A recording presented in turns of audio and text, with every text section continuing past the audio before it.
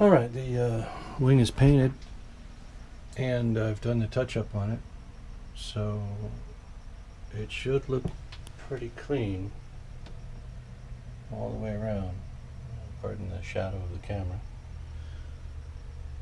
But from end to end and in the corners, at the wingtips rather, we should look pretty good. And that goes for the underside as well. I know there's not a whole lot of light. Let's see. Let me try this.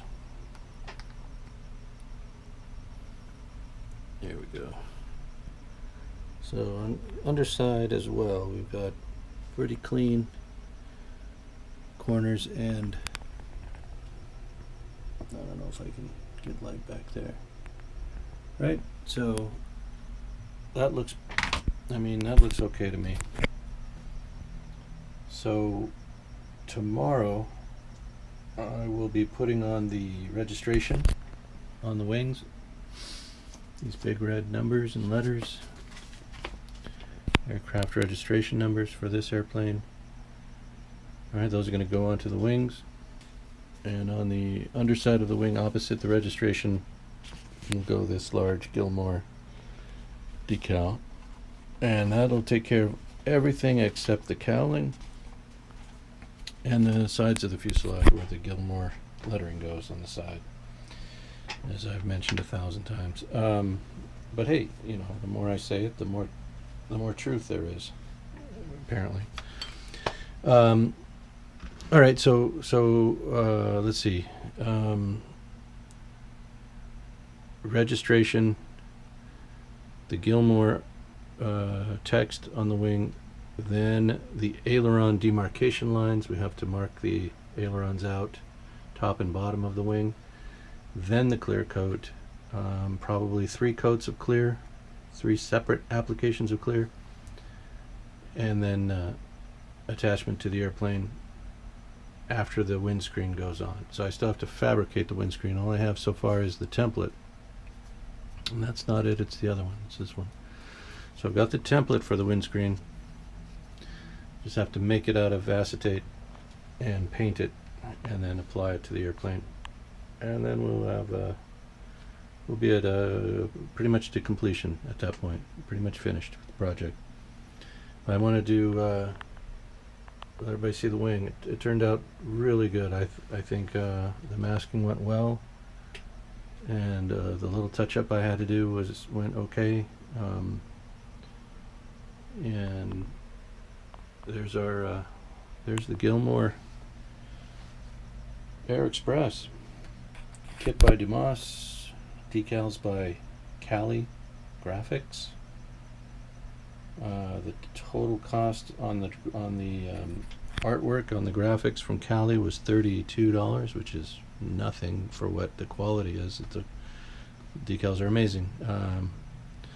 I once paid twice that much for less artwork, so I'm really pleased.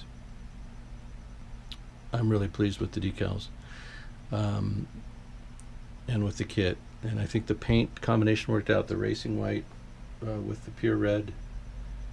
To me, a racing white is number TS7, and the pure red, it's also called something else now. It's got a different name, but it's TS, that's Tango Sierra 86 for the red, and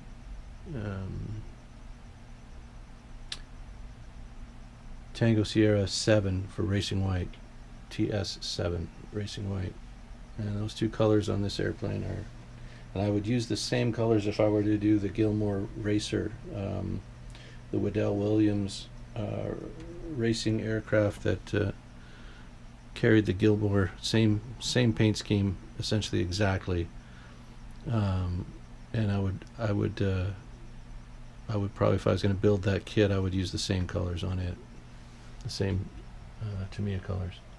If you're using, even if you're not using rattle cans, you can get those same colors in the acrylic and airbrush it. Right, so still have to add a few details to the engine. Still have to finish the cowling, still have to put the side decals on, the registration.